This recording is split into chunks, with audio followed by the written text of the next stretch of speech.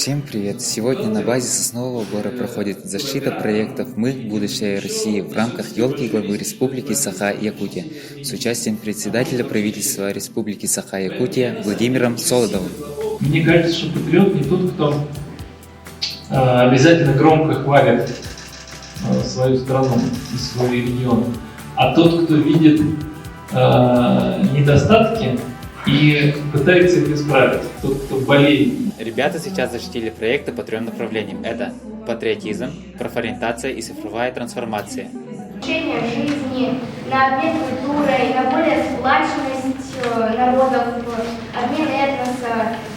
Потому что патриотизм – это составляющая из многих факторов, такие как уровень жизни, отношения в стране, и их можно приводить много, но итог – это гордость своей страной. То есть его нужно выводить из других причин.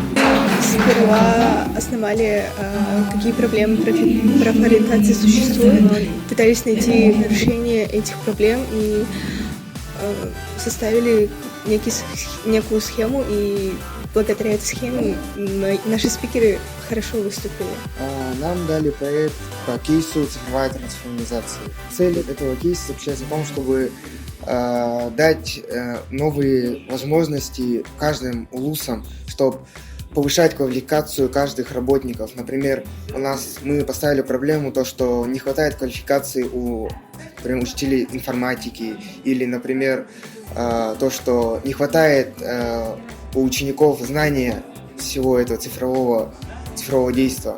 Они учат только можно сказать, учебники переписывают и делают на Word.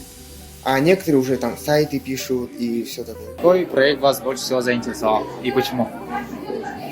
Мне все проекты понравились, они были очень интересные и нетривиальные. Я когда ехал, я, честно говоря, думал, что будет примерно то же самое, что и обычно, но могу сказать, что в каждом проекте была своя изюминка и свой такой очень глубокий, на самом деле необычный взгляд.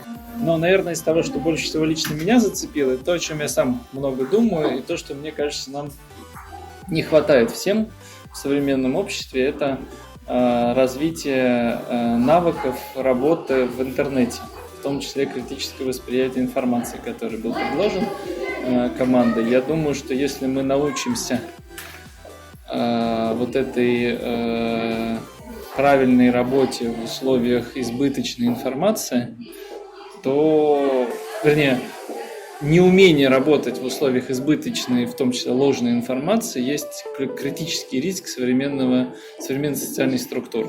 И именно на него нужно быть нацелиться, когда мы всерьез говорим о том, чтобы подготовить наших детей к жизни в цифровом мире.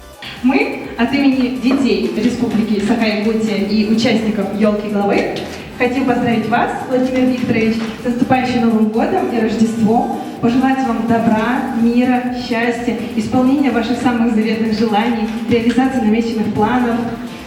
И с наилучшими желаниями мы дарим вам эксклюзивную куклу ручной работы, якутскую снегурочку Харчану.